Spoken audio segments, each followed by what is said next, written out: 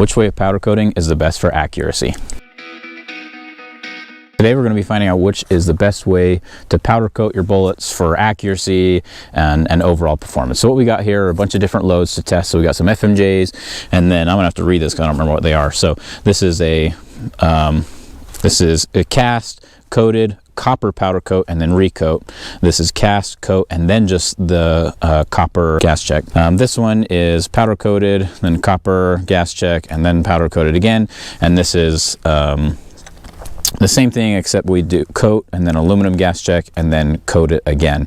The aluminum gas check is one made out of soda cans. Today we'll be shooting out of the Remington 783. This is a bolt action rifle, and our target will be chilling at about 50 yards away. So this is a target that we'll be shooting at.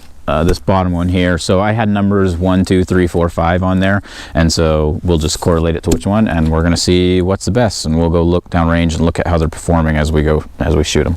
So I recruited another friend up here to help shoot, and now I can do the camera. We're going to be testing the FMJs first.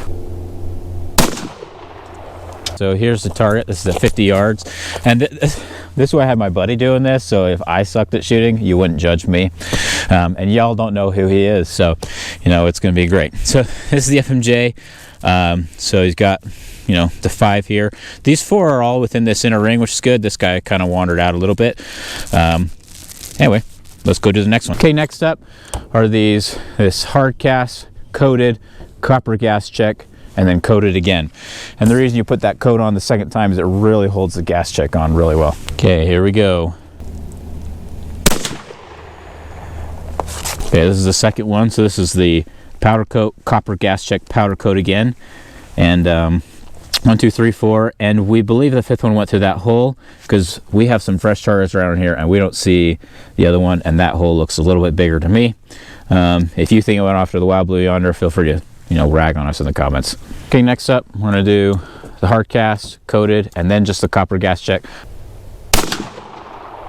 Okay, so this next one we flipped around the order, and so it's a hard cast, then the gas check, and then powder coated.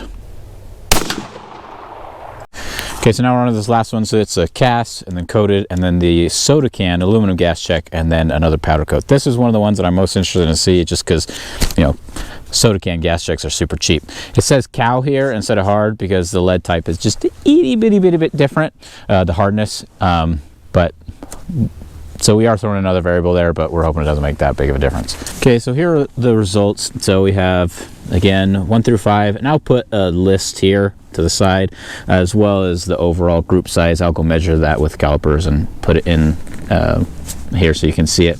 But one thing that's interesting is, so this is with the soda can gas check double powder coated.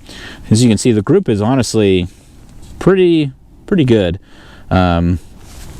Some of these we don't have a lead sled up here, and so some of these could have just been user error, just kind of pulling off to the side.